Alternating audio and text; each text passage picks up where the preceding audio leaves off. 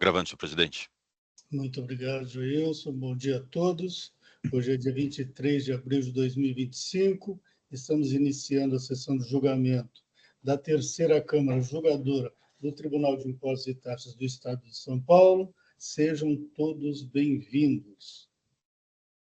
Nós vamos iniciar com o processo da TVH, relator Dr. Alexandre, teve vista do Dr. Paulo Maceta e retornou para o relator proferir o voto. Eu vou pedir para o Dr. Alexandre fazer um resumo do voto anterior dele, que suscitou a vista do Dr. Paulo. E depois o Dr. Paulo faz um resumo também do seu voto, a leitura, se quiser. Dr. Alexandre. O doutor Juliano está acompanhando a votação. Bom dia, presidente. Bom dia aos colegas juízes. Bom dia a todos os demais que estão participando da sessão de hoje. Um pouquinho mais alto, doutor Alexandre. Perdão, melhorou? Melhorou. Pois não. Aqui o processo da TVH Brasil é uma alteração composta de um único item, acusa de creditamento devido do imposto, no ressarcimento, né, do ICMS-ST. Segundo o fisco, o contribuinte teria feito o pedido após o prazo de decadencial, e por isso a autuação é lavrada. No julgamento anterior, eu acolho uma das preliminares recursais acerca do descumprimento de regras do artigo 22 da Portaria CAT 42 de 2018, e eu propunha o cancelamento do auto-infração por conta dessa nulidade. O Dr. Paulo pediu vistas e apresentou preferência. Doutor Paulo, sua preferência foi no sentido de... Só para deixar registrado. Sim. O meu voto de vista, eu entendo que não há nulidade do AIM, por desobediência à regra do artigo 22 das disposições transitórias, pois o artigo 22 trata dos artigos 20 e 8º das disposições transitórias, os quais não abrangem o inciso 1 do artigo 20 da Portaria CAT 42 de 2018. Então, como a autuação versa sobre matéria referente ao inciso 1 do artigo 20, essa não estaria abrangida pelo artigo 22 das disposições transitórias e não haveria tal nulidade. O senhor não acatou a nulidade? Eu não acatei a nulidade e devolvi para o relator para o julgamento do mérito. A gente discutiu e a Câmara concordou em devolver para o relator, por maioria, certo? Doutor Alexandre, então, por favor, o senhor adentrou ao mérito agora no seu voto, já registrou no empate, o senhor gostaria de fazer leitura? Pois não. Por favor. Tendo sido vencido na sessão de julgamento do dia 16 de abril de 2025, quanto ao acolhimento da preliminar de nulidade do auto-infração, por descumprimento da regra do artigo 22 da Portaria CAT 42 de 2018, passo a análise do mérito recursal. No mérito, a contribuinte alega de início não ter ocorrido a decadência de seu direito de crédito, pois transmitiu o arquivo antes de escoado o prazo decadencial, e que foi a recusa do pedido de tomada de crédito que ocorreu após o decurso do prazo decadencial. De fato, a contribuinte transmitiu inicialmente os arquivos digitais de seu pedido de ressarcimento antes de escoado o prazo de 5 anos, fato incontroverso e expressamente reconhecido pelo AFE autuante no relatório circunstanciado de folhas 9, que eu transcrevo aqui a seguir. Sigo no voto. Entretanto, os arquivos com pedidos de ressarcimento inicialmente apresentados pela contribuinte foram recusados em razão de inúmeras inconsistências verificadas em sua análise de pós-validação. Os documentos são as folhas 24/32. Circunstância em razão da qual foram considerados não apresentados, conforme prevê o artigo 7º, parágrafo 1º da Portaria CAT 42 de 2018, que segue transcrito aqui. Leio só o destacado. Considera-se apresentado e validado o arquivo digital de que trata o artigo 2º, a partir do acolhimento referido no inciso 2º deste artigo. Como se vê dos documentos de folhas 24 e 32, sigo no meu voto, né? A recusa dos arquivos digitais ocorreu na fase de pós-validação, em razão de inúmeras inconsistências. todas decorrentes de equívocos cometidos pela própria contribuinte na geração dos arquivos digitais a serem validados. Estes equívocos na geração dos arquivos digitais é que impediram que fossem validados e reconhecidos os respectivos pedidos como tempestivos.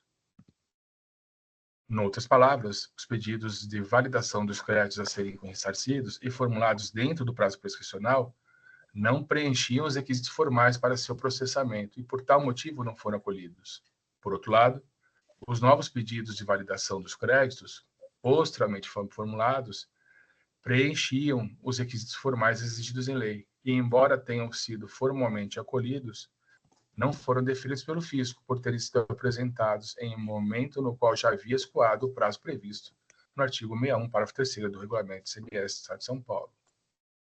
Nem se alegue que os primeiros protocolos de cada um dos pedidos de ressarcimento teriam interrompido o decurso do prazo prescricional, pois a circunstância de suspensão deferido do prazo não ocorre nos casos em que o contribuinte figura como credor do fisco, circunstância já analisada pela súmula 625 do STJ, que diz que o pedido administrativo de compensação ou de restituição não interrompe o prazo prescricional para a ação de repetição de débito tributário de que trata o artigo 168 do CTN, nem o da execução de título judicial contra a fazenda pública.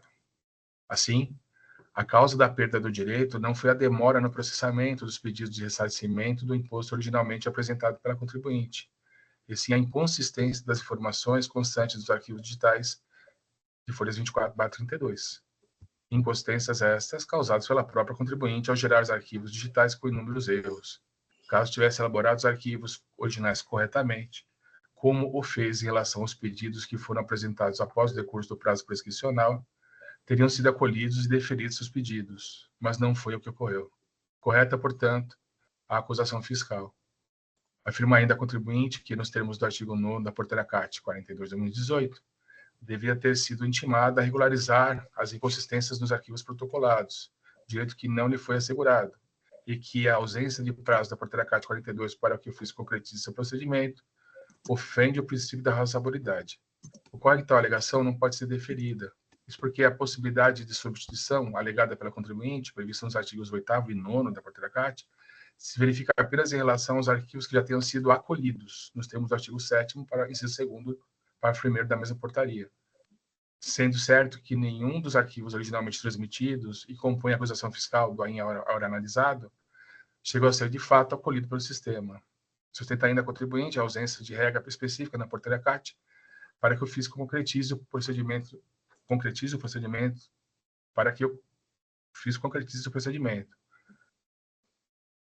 situação que ofenderia o princípio da razoabilidade. A alegação que se volta não à decisão recorrida propriamente dita, mas à estrutura normativa posta em vigor, e que não pode ser questionada pelas autoridades de julgamento desse tribunal nos termos do artigo 28 da Lei 3.457 de 2009. Alega ainda a contribuinte que a OSF 16.02.854 de 2017, cujo objetivo era a verificação do cumprimento das obrigações tributárias do período 2015 e 2016, só foi concluída em 18 de novembro de 2019, obstando a apresentação dos pedidos de autorização durante 2 anos e 2 meses. A alegação que também não pode ser acolhida, porque, como já mencionado neste voto, a contribuinte teve restaurada sua espontaneidade, artigo 38 CTN, assim que ultrapassado o prazo de 90 dias, previsto no artigo 5º, inciso 7º da Lei Complementar 939 de 2003, direito que não foi por ela exercido. Sustenta ainda a contribuinte não ter ocorrido decadência de seu direito de crédito por ressarcimento das notas fiscais de saída, uma vez que foram escriturados dentro do prazo decadencial, e que nos termos da resposta à consulta tributária 25.216, seu direito de crédito poderia ser exercido a qualquer tempo. A alegação recursal, que também não pode ser acolhida, seja porque, referida à resposta à consulta tributária da Cefaz São Paulo, trata especificamente da metodologia de apuração de crédito acumulado do ICMS, que não se confunde com o direito de ressarcimento do ICMS recolhido antecipadamente por substituição tributária, seja porque o crédito do imposto tratado nesses autos se submete à metodologia de apuração própria, constante da Portaria CAT 42 de 2018, que, como demonstrado a exaustão, não foi seguida à risca pela contribuinte. Também não pode ser acolhida a alegação de que a existência de saldo credor continuado nos períodos de setembro de 2020 e novembro de 2020 impediria a exigência do imposto que deveria ter sido abatido da lavratura do auto de infração. Isso porque a Câmara Superior desse tribunal tem entendimento há muito consolidado de que a existência de saúde do credor não impede a lavratura da acusação fiscal quando constatada a infração de creditamento do imposto, devido do imposto, devendo o FR atuante lavrar o auto de infração quando constatada a infração à legislação tributária, não cabendo a ele discricionariedade dos atos de lançamento e na aplicação da penalidade, por se tratar de ato vinculado.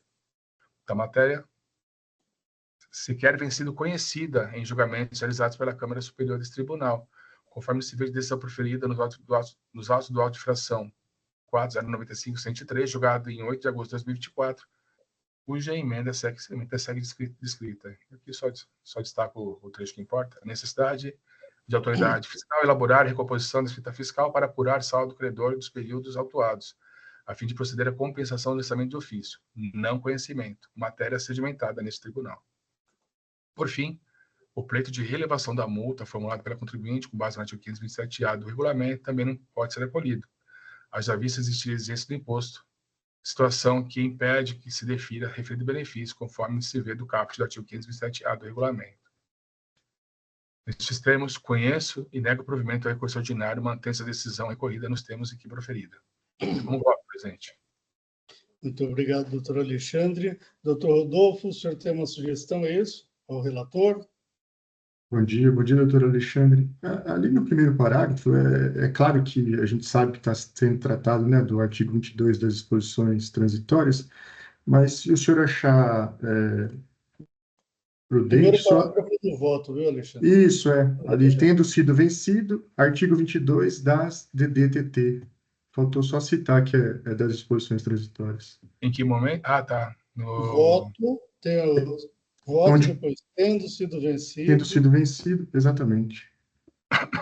Ah, em que pese restar claro para todos, né, só para evitar qualquer possível PRJ. Posso habilitar a edição, doutor? Pois não. Habilitado.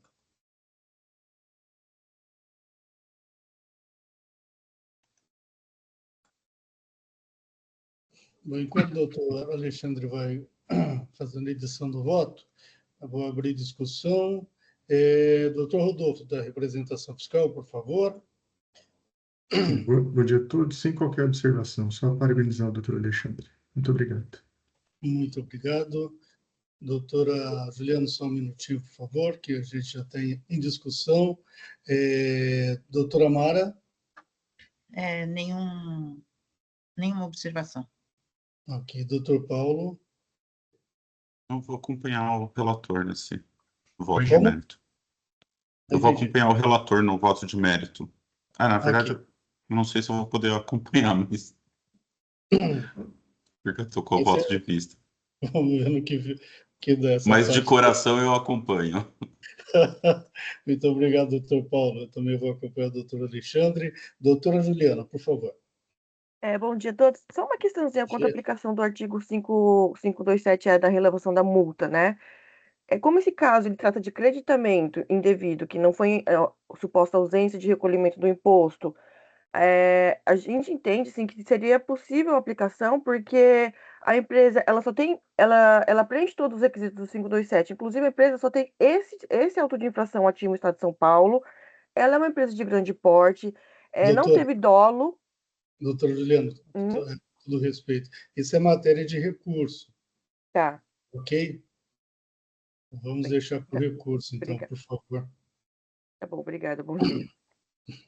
Mas eu podia esclarecer de maneira rápida, meu Mário. Embora seja acreditamento devido do imposto, doutora, se você olhar na auto-infração, há exigência do imposto. É a história da compensação do saldo credor, e nesse auto-infração, além do imposto, você tem a multa. A 527 tenha sido adotada pelo tribunal nos casos em que existe exigência só de multa, entendeu? Tá bom. Perfeito. Muito bem. Mais alguma manifestação? Não? Podemos encerrar o debate? Podemos. Quórum?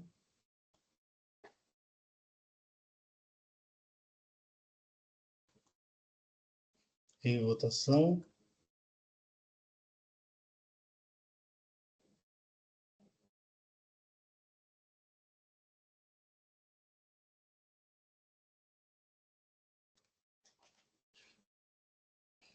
Doutor Paulo, vamos para ficar uma coisa melhor.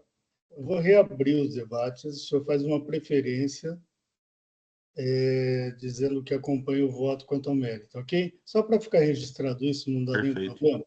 Perfeito? Uhum. Estava pensando nisso. Vamos sim. Perfeito. Então vamos fazer isso. Já pode pedir a preferência concedida.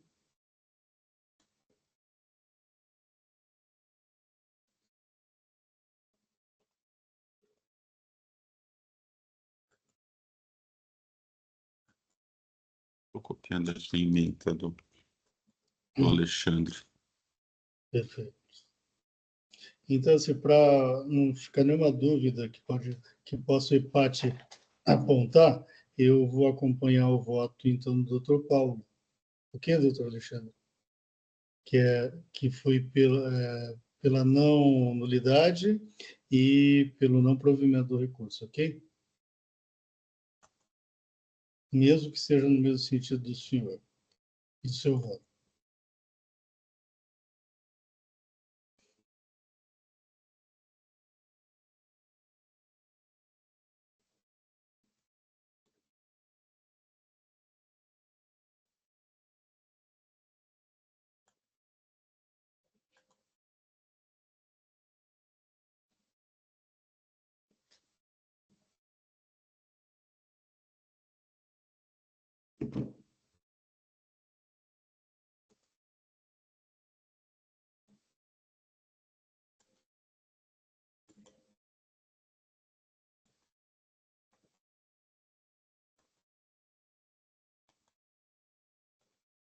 Só para deixar bem claro, presidente, eu copiei a emenda do Dr. Alexandre e coloquei aqui meu voto, são duas linhas, né? Não conhecida nulidade, conforme meu voto de vista, adveio o voto do ilustre juiz relator julgando o mérito. Acompanho integralmente o voto de mérito do ilustre juiz relator, adotando suas razões de decidir para conhecer do recurso ordinário e ele negar provimento. Quanto ao mérito. Se eu estou negando provimento, suas razões de decidir quanto ao mérito para conhecer do recurso ordinário e ele negar provimento. Perfeito. Só registrar. Sim, só falar questões antecedentes. Registrado.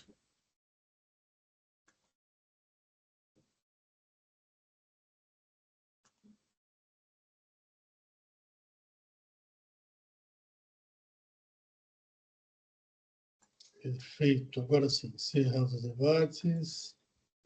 Quórum.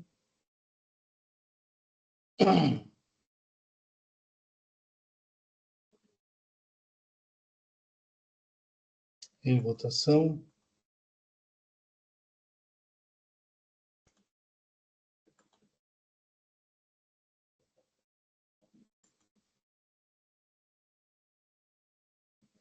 Encerrando a votação.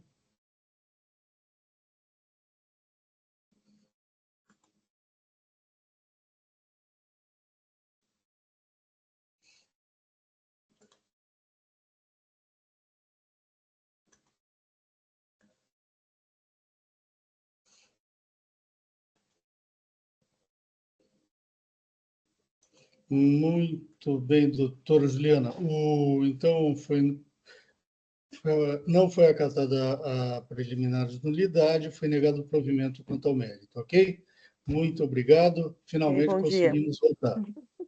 Bom dia a todos. Obrigada. Bom dia, bom trabalho. Doutora Thalita, vamos lá?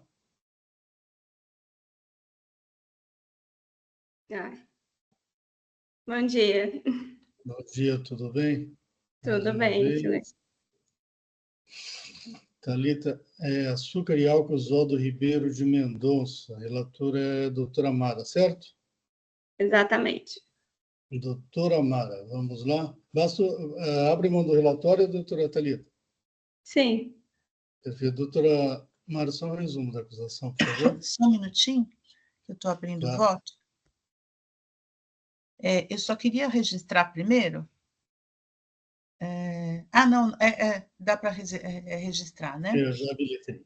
Tá. É uma infração, deixou de pagar o imposto no valor de X, nos montantes indicados no demonstrativo, em razão de não ter efetuado a exportação das mercadorias, objeto das notas fiscais mencionadas pelo fiscal, as quais foram emitidas sem destaque do ICMS sob o fundamento que acobertariam remessa de mercadorias para formação de lote de exportação ou remessa de produção do estabelecimento com fim específico de exportação.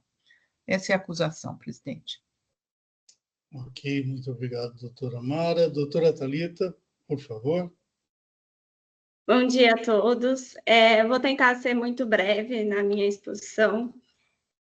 Como a ilustre julgadora doutora Mara falou, houve, então, a cobrança de ausência de recolhimento de ICMS em razão do lote da mercadoria destinada à exportação. Como vossas senhorias possuem conhecimento, a imunidade, né, do ICMS para fins de exportação é uma regra constitucional. Apesar disso, sabendo que houve aí essa quebra técnica, né, eu gostaria de frisar principalmente na perda de mercadoria. A usina Açúcar e Álcool Oswaldo Ribeiro de Mendonça, ela produz açúcar, etanol, entre outros, e neste caso houve a produção de açúcar a granel destinado à exportação. A usina, ela se situa aqui no interior de São Paulo, em Guaíra, e é necessário remeter toda essa mercadoria para o Portuário de Santos, e esse transporte é realizado pelo meio rodoviário, então, por meio de caminhões. Como se trata de uma mercadoria a granel, infelizmente, há uma perda dessa mercadoria, desse açúcar, durante o transporte. Então, por isso há essa diferença do peso da mercadoria na saída e o peso na chegada do destinatário. Só que essa perda, ela se mostra muito ínfima em relação ao montante todo exportado, principalmente da safra. E isso já foi até objeto de estudo da Exalc, que é considerado uma perda, né, ali de 0,75% em média de todo esse lote. Então, aqui nós estamos tratando, nós julgadores, de uma perda de mercadoria de açúcar a granel, que a quantidade é muito ínfima pelo lote, pelo todo o lote, né, exportado. Então, vemos que há uma perda de mercadoria e não houve, então, a transferência de titularidade. Então, a gente pode concluir que não houve, então, preenchimento para a incidência do imposto.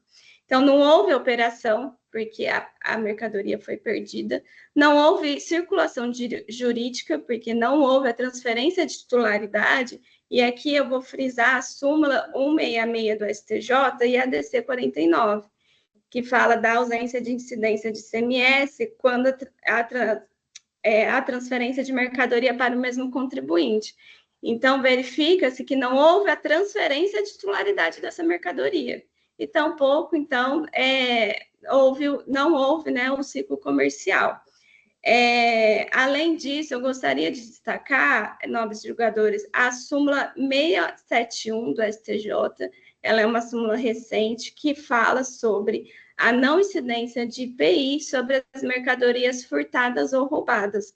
O IPI é um imposto similar, né, ao ICMS, por isso que trouxe aqui, por analogia, e também as mercadorias furtadas ou roubadas têm o mesmo objeto, elas não tiveram a transferência de titularidade, porque elas foram perdidas, elas foram furtadas ou roubadas.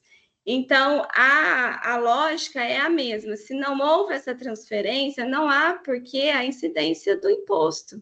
Neste caso, o ICMS. Eu gostaria, por fim, peço licença para os nobres julgadores de trazer um voto aqui do ilustre Eduardo Soares de Mello, deste Tribunal de Taxas e Impostos e Taxas, desculpa. Se me permitem, eu vou ler um trecho do voto dele, que foi um voto divergente, um voto vista. Abre aspas. em que pese a norma do artigo 445, inciso 2 do Regulamento do ICMS, dispor acerca da obrigatoriedade do recolhimento do ICMS na não efetivação da exportação, em razão de perda da mercadoria, qualquer que seja a causa, é patente a sua ilegalidade, porquanto confronta o ordenamento jurídico, segundo o qual o ICMS incidirá sobre operação relativa à circulação de mercadorias. Expendidas, então, essas considerações, comungo das razões recursais quanto à demonstração da alegada perda de açúcar no processo de exportação e, por essa razão, no que concerne à impossibilidade de tributação estadual pela inexistência de circulação jurídica, transferência de titularidade das mencionadas mercadorias. Assim, o ilustre juiz, ele conheceu e deu provimento ao recurso ordinário, que inclusive foi do auto de infração, que essa usina, né, a usina Colorado, também foi autuada em período diverso deste que estamos tratando aqui. Então, nobres julgadores, eu gostaria de pedir o provimento desse recurso para anular o auto de infração. E se assim, vossas senhorias não compreenderem, apenas para ressaltar, né, que a multa foi superior a 100% do imposto. Então, requeremos que ela seja reduzida a 100% do valor do imposto, bem como a aplicação da Selic na taxa de juros, conforme a súmula 10 deste Tribunal de Impostos e Taxas. Muito obrigada. Muito obrigado, doutora Thalita. Doutora Mara, algum questionamento à patrona? Nenhum. Nenhum, muito obrigado. Representação fiscal, doutor Rodolfo, algum questionamento à patrona sobre questões de fato? Não, obrigado, senhor presidente. Muito obrigado. Doutor Alexandre? Nenhum, presidente. Muito obrigado. Doutor Paulo? Eu tenho só um questionamento. A doutora citou o voto do Soares de Mello? Soares de Mello, desculpa, Eduardo. Ele foi vencido. Ele foi vencido? Você Foi. pode me passar o processo, só para me anotar aqui? Eu vou tirar o processo, eu vou pedir vista do processo, presidente. Daí eu queria só anotar o número para poder estudar com mais calma. Se não me engano, eu acho que eu mencionei. É o 5035-482, dígito 6. Não, só para... Muito obrigado. Como eu vou tirar em vista, já fica... Para a gente abreviar, eu vou pedir para a doutora Mara registrar o voto. Eu não registrei, peraí, desculpa. O doutor Rodolfo, da representação fiscal, também ele vai apresentar uma preferência. Certo, doutor? Perfeito. Você já pode pedir. Espera, eu acho que eu estou no outro processo aqui, só um minuto. Já registrei, presidente. Perfeito. E eu já solicitei a vista. Também já solicitei a inserção da manifestação. Eu vou conceder para o doutor Rodolfo a manifestação para ele já juntar os autos. Após isso, eu pretendo conceder vista do doutor Paulo, e eu vou pedir tanto para a juíza relatora quanto o doutor Rodolfo que deixem de ler o seu voto e manifestação na sessão de julgamento no retorno da vista, ok? Perfeito. Para a gente dinamizar a sessão.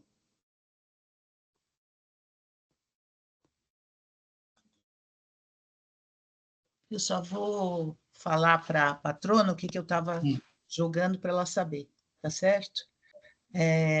Eu entendo que realmente o fato, em relação às perdas e ao roubo, eu entendo efetivamente que não houve o fato gerador do imposto, só que como existe uma legislação vigente, que ela não foi declarada inconstitucional, por força, eu cito inclusive várias jurisprudências do próprio tribunal, do STJ, do STF, etc., mas como não houve uma repercussão geral sobre esse fato, eu sou obrigada a manter por força de eu não poder declarar inconstitucional uma legislação estadual.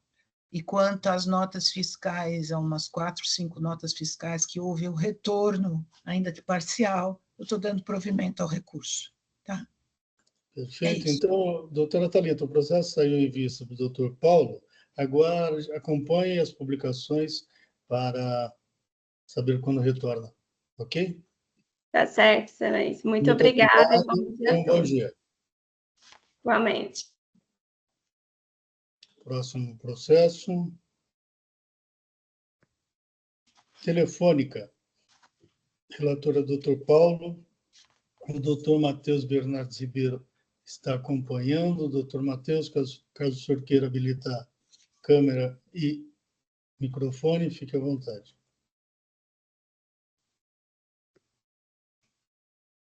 Um segundo só, presidente, estou só registrando aqui o voto. Tranquilo. Doutor Matheus, estou achando que o doutor Matheus não Estou saiu aqui um instante, eu já vou ligar a câmera ok. também. Ok. Nós já vamos iniciar, ok? Doutor Paulo, fique à Ok. vontade.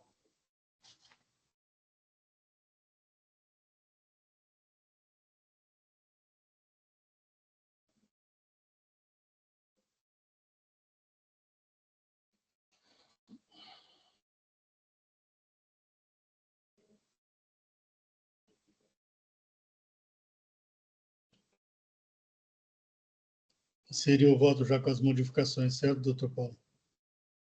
Sim. No último item, o item 29, os demais membros acompanhando.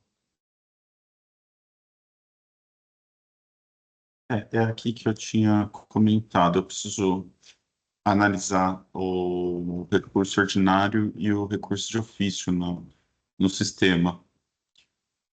Então, eu vou.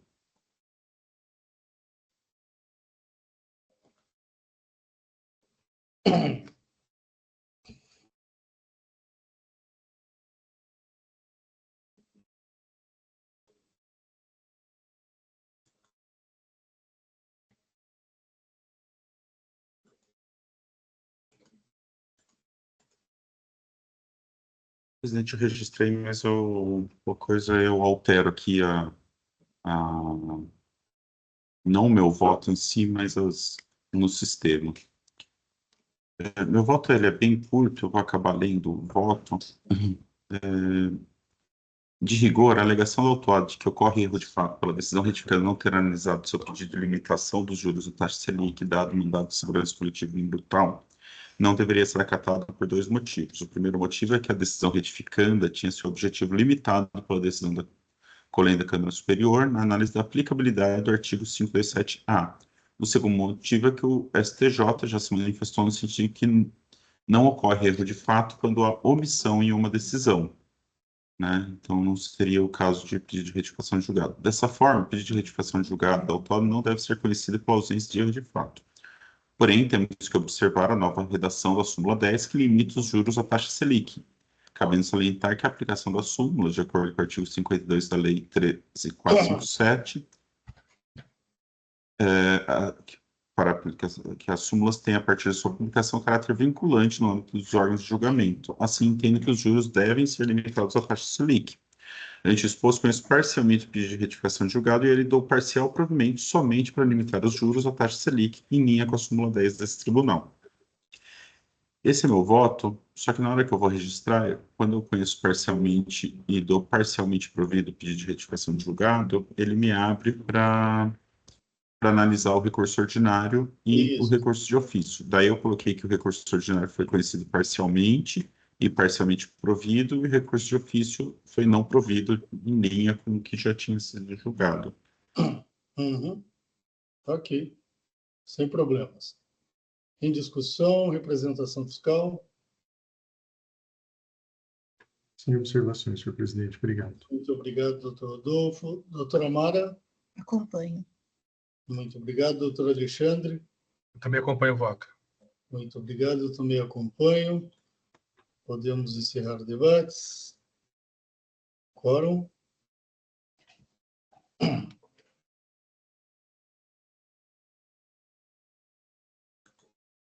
Em votação.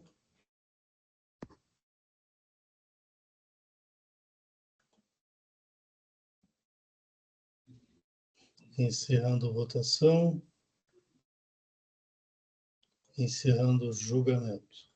Doutor Matheus, então, o pedido de retificação de julgado só foi dado parcial na questão da taxa Selic, certo, doutor Paulo? Oi? Certo. Perfeito. Muito obrigado, doutor Matheus. Até a próxima. Muito obrigado, agradeço a todos e uma boa tarde. O mesmo. Vamos lá. Encerrado o debate. Soberana, eu sou o relator.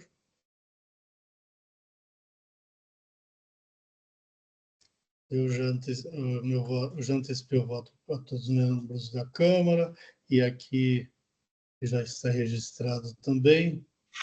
Eu vou poupá-los da leitura. Só digo que, deixa eu ver aqui, é crédito indevido, decorrente de documento inidôneo. E digo que ele não comprovou nem.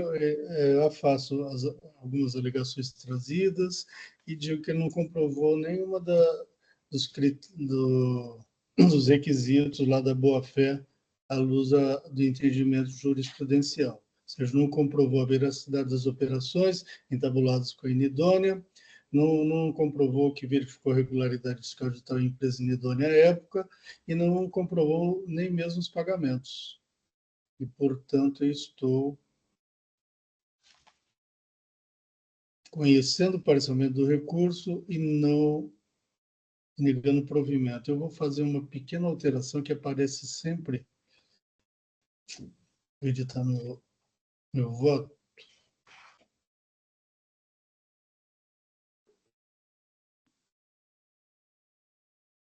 Ele aparece uma interrogação sempre que eu coloco a súmula 13, 2018.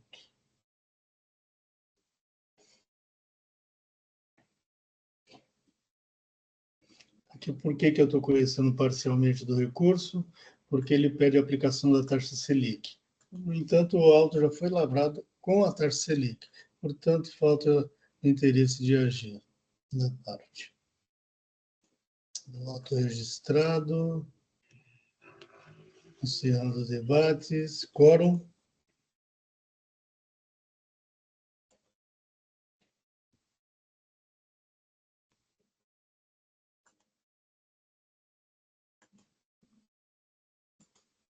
Em votação.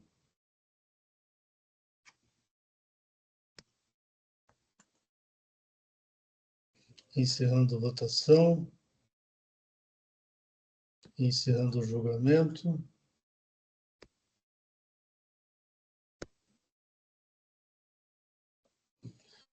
O último processo é meu também, Daniel Aloan. O voto também já está no empate, antecipei igualmente para vocês.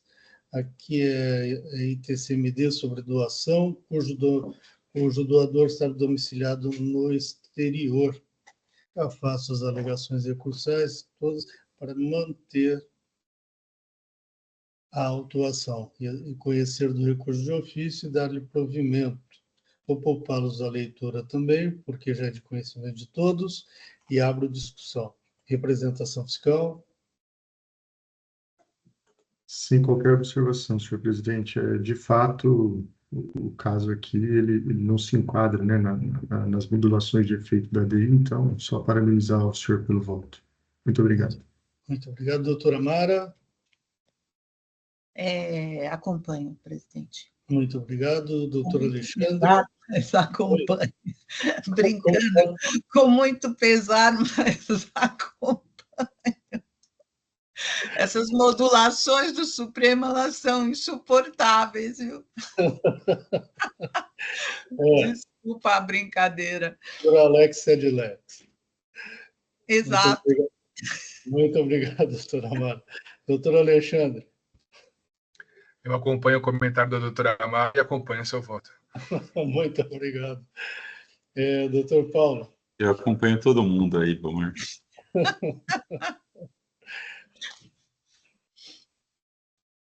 Quórum.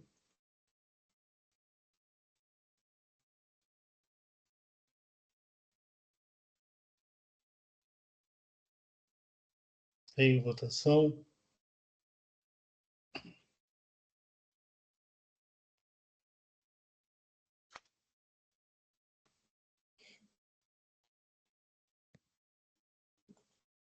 Encerrando a votação. Encerrando o julgamento.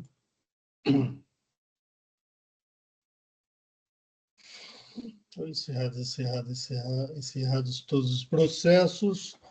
Estamos encerrando a sessão de julgamento da terceira Câmara Julgadora do Tribunal de Impostos e Taxas do Estado de São Paulo.